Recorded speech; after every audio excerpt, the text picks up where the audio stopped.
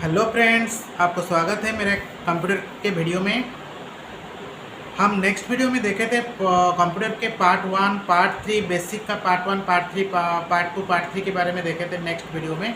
उसमें हम बहुत सारी चीज़ें के बारे में जानकारी लिए, जैसे कि कंप्यूटर क्या है, कंप्यूटर का पार्ट्स कौन से है, और बहुत सारे चीज़ों के बारे में हमने प्रिंटर में प्रिंट कैसे निकलता है, कौन से टाइप का प्रिंटर्स होते हैं, कंप्यूटर इंटरनली कैसे काम करता है, ऐसे बहुत सारी चीज़ों के बारे में हम डिस्कशन किए। और आज का क्लास थोड़ा इंटरेस्टिंग होने वाला है। आज हम सीपीयू के अंदर क्या क्या सब पार्ट्स है, हार्डवेयर पार्ट्स क्या है, उसको हम फिजिकली देखेंगे। क्या सब पार्ट्स सीपीयू के अंदर रहता है, उसको हम फिजिकली एक देखेंगे। तो पहले हम देखेंगे, एक पार्ट में दिखा रहा हूँ, ये देखिए, इसको क्या बोलते हैं, इसको बोलते हैं SMPS। ये पावर सप्लाई है। ये देखिए, इसमें बहुत सारे वायर वगैरह लगा हुआ है इसमें, और इसको बोलते हैं पावर सप्लाई। कंप्यूटर में जो पहला वाला पावर आता है ना, इसमें आता है। तो इसमें ये जो केबल इसमें जो कनेक्ट होता है, इसको बोलते हैं पावर केबल। ये देखिए, इसको बोलते हैं पावर केबल। तो इसके अंदर ये कनेक्ट होता है। तो इससे क्या होता है, कंप्यूटर को लाइन, इसमें देखिए मैं इनफैक्ट इसमें पावर इसमें ऑन के, और इसको जब अगर हम क्लॉक में देते हैं तो कंप्यूटर के अंदर पावर आता है। वो अगर कंप्यूटर में पावर नहीं आता तो आपको इसमें कुछ गड़बड़ी है, ये आपको मालूम पड़ जाएगा। तो इससे क्या होता है, कंप्यूटर में पावर आता है। इसी से इससे कुछ जो वायर लगा हुआ है यहाँ पे देखिए, इसमें से कुछ वायर हार्ड डिस्क में लगता है, कुछ वायर मदरबोर्ड में लगता है। तो इसका नाम क्या है, मैंने बताया इसका नाम क्या है, ये है SMPS। मतलब ये पावर सप्लाई है। कंप्यूटर का अंदर जो पावर आता है वो इससे आता है। तो दूसरे पार्ट्स में दिखाने जा रहा हूँ। दूसरे पार्ट्स है, ये देखिए, ये है हार्ड डिस्क। ये है क्या है, ये इसको हार्ड डिस्क बोलते हैं। हम सारे जो फाइल वगैरह जितने भी कंप्यूटर में जो भी डाटा हम रखते हैं, सब इसके अंदर रहता है। और इसको इसमें जितने भी डाटा है, हम चाहें तो उसको क्लीन कर सकते हैं, फॉर्मेट कर सकते हैं, और फिर से इसको रीयूज में लगा सकते हैं। अगर कंप्यूटर में हार्ड डिस्क का कोई प्रॉब्लम होता है तो वो बैड सेक्टर दिखाता है, ऐसे कुछ मैसेज देता है, तो जिसमें हम पता चलता है कि हमारे हार्ड डिस्क में कुछ खराबी है। तो इसको आप चाहें तो रिपेयर कर सकते हैं, नहीं तो इसको रिप्लेस भी कर सकते हैं। तो उसके बाद मैं दिखाना चाहता हूँ, ये है मदरबोर्ड। इसको क्या बोलते हैं, मदरबोर्ड बोलते हैं। मदर में सबसे कंप्यूटर का मेन जो बोर्ड होता है, ये होता है। इसमें बहुत सारे फंक्शन होते हैं, जैसे कि देखिए यहाँ पे है कुछ इस तरह का ये ओपन होता है। यहाँ पे प्रोसेसर इसमें फिटिंग होता है। यहाँ पे जो देख रहे हैं आप, इसके यहाँ पे प्रोसेसर फिटिंग होता है। प्रोसेसर फिटिंग होने के बाद प्रोसेसर बहुत सारे होता है, जैसे कि core 2 duo processor, dual core processor, AMD processor, Pentium processor, i5, i3, i7, इस तरह का बहुत सारे प्रोसेसर है। प्रोसेसर क्या करता है, हमारे कंप्यूटर का स्पीड बढ़ाता है, उसके साथ हमारा स्पीड बढ़ाने की हेल्प करता है। जैसे कि हमने देखा था, स्पीड बढ़ाने की और एक चीज़ हेल्प करता है, इसको बोलते हैं रैम। रैम का मतलब है रैंडम एक्सेस मेमोरी। इसका स्लॉट यहाँ पे लगता है। देखिए यहाँ पे मदरबोर्ड में जो रैम का स्लॉट लगाने की जो एरिया है, उसमें ये लगता है। ये क्या करता है, ये कंप्यूटर को स्पीड को बढ़ाता है। अगर रैम जैसे कि होता है 1 GB RAM, 2 GB RAM, 4 GB RAM, इस तरह का रैम अगर हम बढ़ाते हैं अकॉर्डिंग टू प्रोसेसर, तो कंप्यूटर में क्या होता है, काम थोड़ा स्पीड में होता है। तो और क्या होता है, और क्या है मदरबोर्ड में, यहाँ पे देखिए, यहाँ पे एक छोटा सा बैटरी लगा हुआ है। यहाँ पे देखिए, यहाँ पे एक छोटा सा बैटरी लगा हुआ है। ये बैटरी का काम क्या है, कंप्यूटर में जब डेट एंड टाइम ठीक नहीं दिखाता, अपडेट नहीं होता है, सपोज हम कंप्यूटर को ऑफ कर देते हैं, 4-5 दिन के बाद में कंप्यूटर को ऑन करते हैं, तो 4-5 दिन के बाद में जो डेट एंड टाइम हुआ होगा वो ऑटोमेटिक आ जाना चाहिए। अगर आता है तो बैटरी ठीक है, अगर नहीं आता तो बैटरी में कुछ गड़बड़ है। आप कंप्यूटर का डेट एंड टाइम को सेटिंग करने के बाद भी अगर वो डेट और टाइम ठीक से नहीं आ रहा है तो आप क्या कर सकते हैं, बैटरी को रिप्लेस करके नया बैटरी डाल सकते हैं। तो उसके बाद हम देखेंगे और एक चीज़, ये जो प्रोसेसर जहाँ पे लगता है उसके ऊपर एक फ़ैन लगता है, उसको बोलते हैं कूलिंग फ़ैन।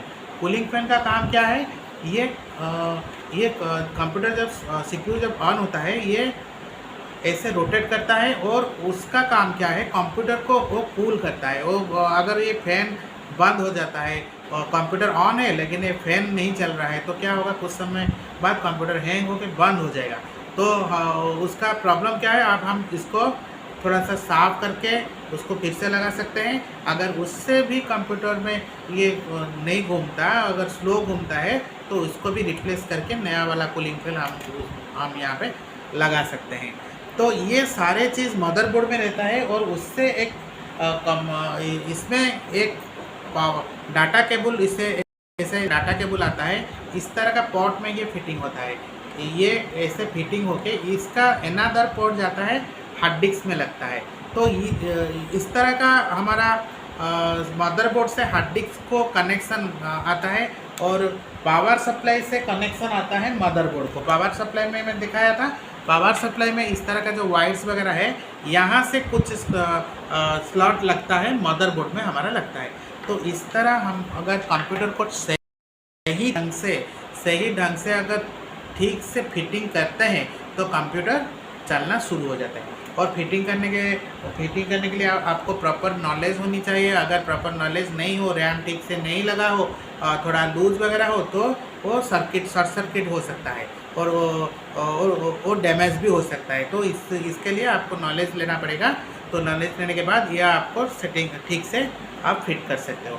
आप चाहे तो ये सब छोटे छोटे चीज़ों को जान के आप बड़े अगर कुछ कंप्यूटर का ख़राब वगैरह हो गया तो आप छोटी छोटी चीज़ अगर नॉलेज में है तो हार्डवेयर को ज़्यादा पैसा देने की ज़रूरत नहीं है। आप छोटे छोटे प्रॉब्लम आप सॉल्व कर सकते हैं, खुद सॉल्व कर सकते हैं। जैसे कि SMPS अगर यदि कंप्यूटर में पावर नहीं आ रहा है तो आपको SMPS को चेक करना चाहिए। अगर तो कंप्यूटर ऐसे बंद हो जाता है फिर से स्टार्ट हो जाए तो इस तरह का प्रॉब्लम है तो ये रैम को फिर से निकाल के फिर से ठीक से सही तरीके से लगाना चाहिए। टाइट फिटिंग होना चाहिए, नहीं तो शॉर्ट सर्किट हो सकता है। तो इस तरह का और फैन वगैरह अगर नहीं चल रहा हो तो आप नया फैन लगाना चाहिए। तो इस तरह का हम छोटे छोटे चीज़ जो कि 500-1000 खर्चे में हो सकता है, अगर आपको ये पता है तो मालूम है तो आपका बहुत सारा पैसा बच सकता है। नहीं तो अगर सब चीज़ मालूम नहीं है आपको तो हार्डवेयर जो कुछ हार्डवेयर क्या करते हैं, ज़्यादा पैसा ले लेते हैं। 500 रुपया खर्चा हो जाना था लेकिन आपसे 5000 ऐसे पैसा ले जाएंगे। अगर आपको ये ठीक से पता होगा तो आप वो उनको बोल सकते हैं। तो देन ये सारे हम चीज़ को कवर किए। जो ये सारे चीज़ कहाँ पे रहता है, ये सारे चीज़ हमारे CPU के अंदर रहता है। और ये अगर हम पहले से कुछ ऐसे चीज़ों के बारे में अगर जानते हैं तो क्या होगा, फ्यूचर में हमको परेशानी ज़्यादा नहीं होगी। कंप्यूटर में कोई अगर पर्सनल कंप्यूटर कोई घर में लेता है तो छोटी छोटी प्रॉब्लम में और ये हम खुद ही सॉल्व कर सकते हैं। तो बेसिक क्लास में पहले वाला जो मैं 3 वीडियो पहले से बना चुका हूँ, आप चाहे तो उसको देख सकते हैं। उसमें हम बेसिक में कुछ बारे में देखें और इस वीडियो में हमने देखे CPU के अंदर कौन कौन से पार्ट्स सब रहते हैं, उसका काम क्या है, उसको हम जानने के बाद हमारा क्या क्या बेनिफिट हो सकता है, ये सब हम इस वीडियो में देखें। तो बहुत सारे कंप्यूटर एक बहुत बड़ी टॉपिक है। हम पहले से स्टेप बाय स्टेप, जैसे कि एक छोटा सा बच्चा भी जान सके, इस तरह का स्टेप बाय स्टेप प्रोसेस में हम जाते हैं। और आगे तो बहुत सारे टॉपिक्स हैं, जैसे कि ऑफिस का सारा टॉपिक, जैसे कि वर्ड, एक्सेल, पावर पॉइंट और डिज़ाइनिंग का, एडवांस डिज़ाइनिंग का टॉपिक, जैसे कि page maker, Corel Draw, Photoshop ऐसे। और हम उड़िया हिंदी में कैसे टाइपिंग करेंगे, ये सारे बहुत सारे टॉपिक्स है इंटरनेट के बारे में। आजकल जो एडवांस टेक्नोलॉजी बहुत ज़्यादा डेवलप होता जा रहा है, उसके बारे में हम इंटरनेट क्लास में बहुत सारे एडवांस टेक्नोलॉजी के बारे में जानेंगे। कैसे चुटकी में काम हो सकता है इंटरनेट के ज़रिए, वो सब हम जानेंगे। तो आज क्लास में हमने बहुत सारी चीज़ों के बारे में एक बार फिर से रिव्यू कर लेते हैं। पहले हम सीपीयू में क्या क्या देखें। एक देखें एसएमपीएस देखें, और कूलिंग फैन देखे, और क्या देखे, रैम देखे, और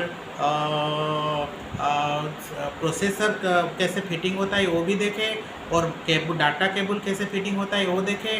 कूलिंग फैन का रिप्लेसमेंट हम कैसे करेंगे, मदरबोर्ड में जो बैटरी लगता है उसका काम क्या है, वो सब इस डिटेल्स इसके बारे में हम डिटेल्स जानकारी ले लिए। फिर हम नेक्स्ट क्लास में देखेंगे और बहुत सारी चीज़ों के बारे में हम नेक्स्ट क्लास में देखेंगे। और आप सभी को तो इस वीडियो में इतना ही। आप सभी को दीपावली का बहुत बहुत शुभकामनाएं। आप सभी का कार्य शुभमय हो, और आप सभी का दिन शुभ हो। इस शुभकामना के साथ मैं रहता हूँ। धन्यवाद। Thank you. Bye bye.